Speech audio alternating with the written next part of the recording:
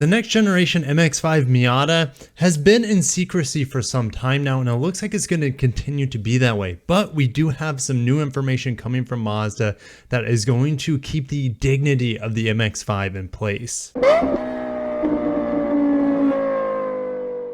Orva Autocar UK, next generation MX-5 prioritizes simple driving fun. We've been worried about the MX-5's electrification. In theory, that could be fun if it's a small battery electric vehicle, but batteries are heavy. The MX-5 is not a heavy car, it's a tiny car, it needs to stay light. Only solid state batteries can probably provide that sort of driver engagement or driver satisfaction that the current MX-5 does to a certain degree. The 5th generation MX-5 is looking to be curtailed towards enthusiasts, and they're going to try to keep it as pure as possible. So Autocar sat down with Joachim Kunz, the engineering and development CEO in Europe. It's our brand icon and it has always been treated very specially. At the moment, it looks like we will have this car forever with this size and concept and combustion engine. So you guys, don't worry, it's not happening anytime soon. The 4-cylinder is going to stay in the MX-5. No, we're not going to get the Inline 6, which, by the way, we have some new information at the end of this vehicle. We'll talk about the Inline 6s from Mazda. But he does say someday we will have to electrify it, but we want to keep it pure. So I don't think we'll have to see Skyactiv X technology quite yet. But Kunz says Mazda Europe has very little influence over the MX-5 because it is the baby of headquarters in Japan. And when can we expect this 5th generation X5? Well, it's going to be a while. They're saying at least a 10-year product cycle. I believe the ND came out in 2016. So they're saying that they're not going to see it until 2024. I mean, it could be until after that, and I'm okay because it's pretty much perfect for what it is. Embodies that original spirit that the original NA Miata had back in the late 80s. But in the next generation MX-5, do you want the same tried and true platform? Maybe make it a little bit lighter, still 6-speed manual, naturally aspirated 4-cylinder, or do you want something a little bit more futuristic with the mild hybrid Skyactiv X technology as well as the electric supercharger that's on it as well? For something like the MX-5, I'm all for simplicity. I'm all for the heritage. So I want it pretty much to stay the way it is. Just keep refining the nearly perfect product that it already is. But we're over at Motor 1. Mazda Inline 6 3.3 liter diesel detailed making 406 pound-feet of torque. And it is available with a mild hybrid system or without a mild hybrid system. And instead of reading the Motor 1 article, I got the spreadsheet a little bit updated for us. We also have confirmation that there will be a Skyactiv X Inline 6 for parts of Europe. Now that's a gasoline, it's not diesel. And in America, it has been pretty much confirmed that we're getting a 3-liter Inline 6 turbo. So these numbers are probably pretty close to what to expect from either the Skyactiv gasoline engine or the turbo Inline 6 gasoline. But the 3.3 liter Skyactiv diesel is pretty cool here. So mild hybrid, it's able to get 245 horsepower and 405 pound-feet of torque, but there will be markets that gets it without electrification, and that gives us 228 horsepower and 369 pound-feet of torque. Of course, the gas mileage is going to be better in the Inline 6 mild hybrid. Now, we are not going to see these come to the CX-70 and CX-90 in America. The diesels are going to be exclusive unless there's some part of the world that gets the 70 and the 90 with the diesels. I just don't see it happening. I think the diesels are exclusive to the 60 and the 80, while the Inline 6 turbo is exclusive to the CX-90, CX-70, and whatever they want to put on this rear-wheel drive platform. Mazda 6 replacement, RX-8 replacement, that would be awesome. And I don't think the Inline 6 turbo will have mild hybrid technology built into it, but I think the mild hybrid is probably only going to be seen in the Skyactiv X technology as well as the diesel technology.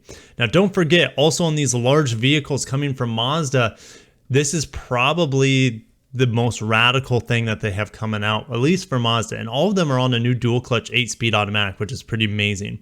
Anyways, 323 horsepower, 368 pound-feet of torque for this plug-in hybrid, over 30 miles per gallon. We don't have official numbers there. I hear it's very efficient though, and we're going to be getting over 35 miles of electric range. 0 to 62 miles per hour is 5.8 seconds with this plug-in hybrid. And with similar specs on the Skyactiv G Turbo Inline 6, we're probably in the mid to low 5s since we don't have the added battery packs, etc. But we got more information here talking about Mazda's vision for the future or overall automotive news for this. Senior Managing Executive Officer Ichiro Hirose said that the diesels can also run on biofuel, extending life in the diesel technology. He says he believes in a day where diesel engines make a comeback due to biodiesel, and I think that's a huge possibility. Look, I don't think batteries are the savior to the automotive industry by any means. We're a long ways away from having really good batteries. What we have right now is just good enough, in my opinion. And talking about hybrids, Mazda will continue to develop hybrid systems with Toyota, pretty much borrowing their technology rather than develop it in-house. And that makes sense to me. Toyota's let all of their hybrid technology out. All their patents are available for all the other manufacturers to use without cost. So yeah, why don't you use one of your shareholders' technologies and they'll help you develop it? No problem. Now further, Mazda will go full electric with another new platform debuting around 2025. This is called the Skyactiv EV Scalable Architecture. So this will include anything as small as the Mazda 3 all the way up to the CX-90 sort of 3-row crossover size. Mazda wants EVs to account for a quarter of its global sales by 2030, which is very, very conservative, almost Toyota levels of a conservative, but you got to keep in mind Mazda's a small company, so it shouldn't be that hard for them to pivot towards EVs compared to Toyota, which is, produces 10 million vehicles per year. Yasuhiro Aoyama says we will gradually shift to the electric exclusive scalable architecture in the later half of the 2020s. In the meantime, we'll fully leverage the multi-solution architecture, which will of course be the large architecture with the plug-in hybrid diesel and inline 6s, but also the small architectures as well. But then he goes to say Mazda's goal 25% of full electric vehicles is probably not aggressive enough. So he knows that their conservative outlines are not good enough compared to what legislations are cracking down on. So it'll be fun to see Mazda transition to electrification because you know that they don't want to. The plug-in hybrid's a great start for them on the large architecture. They're not going to bring electrification in until they're forced to with the MX-5, and they don't even want to produce battery electric vehicles for now. And to me, yes, they have the MX-30 battery electric vehicle, but at 100-mile range, to me, that's a compliance vehicle through and through. But anyways, let's keep reading. We're going to finish up with Infiniti, and things go from bad to worse. Just to get you guys up to speed before we get into this Infiniti dealer seeking answers, their sales have been in a continual free fall since 2017. They sold about 58,000 vehicles last year. And if we look at Q1 sales, just 11,000 units. So they're on pace to sell about 45,000 units this year compared to the 58,000 last year. First quarter was down 41%, and that's even with their new QX60 on the market. They probably just can't produce any of them. So we're gonna go back to this article here. Infiniti also just got passed by Genesis in Q1, which says a lot in my opinion. Infiniti dealers seek answers on product plans. Dealers want clarity on product electrification roadmap, etc., etc. The company has made it clear its intention to shift the majority of its lineup to battery power only in 2030. But how it will get there and what their lineup will look like remains a mystery, even to its dealer body. Automotive News spoke to Infiniti National Dealer Board Advisory Chairman Ed Lennon Jr., who goes on to say, we want to see a 5-year plan from the manufacturer. What's Infiniti's vision regarding electrification? How many models are we going to get? We deserve to know. That they do deserve to know. They've invested millions and millions and millions of dollars into their dealerships, the brand, into their staffs, and they don't have any idea what the future Infiniti is. And to me, this is a complete blunder of management and vision from Nissan. Now you might be saying, Kirk, well, it's because they teamed up with Renault, and then once Carlos Ghosn left, the whole vision was left in shambles. And that's probably true. Infiniti rose so fast in the mid 2010s, and then once Ghosn was sacked in 2018, the brand just disappeared essentially. So Infiniti's rise to success was probably largely due to Carlos Ghosn, and once his management and vision left, there was nothing left for the brand to stand on. And sadly, the dealers don't have any idea what's coming. The lack of insight is leaving some dealers tentative about the brand's future, said Lennon. We can't plan expansions if we don't know what product to expect. Dealers want to feel comfortable about the future. And the thing is, they want to feel comfortable. None of them are comfortable because they have no idea what the future holds. Parent company Nissan gave dealers a glimpse into the future last month when it announced its battery electric vehicles. We have 2 sedans coming out of the Canton, Mississippi plant starting in 2025. So that's all that they know is coming. By 2025, they're going to have an electric sedan. That's not what they need.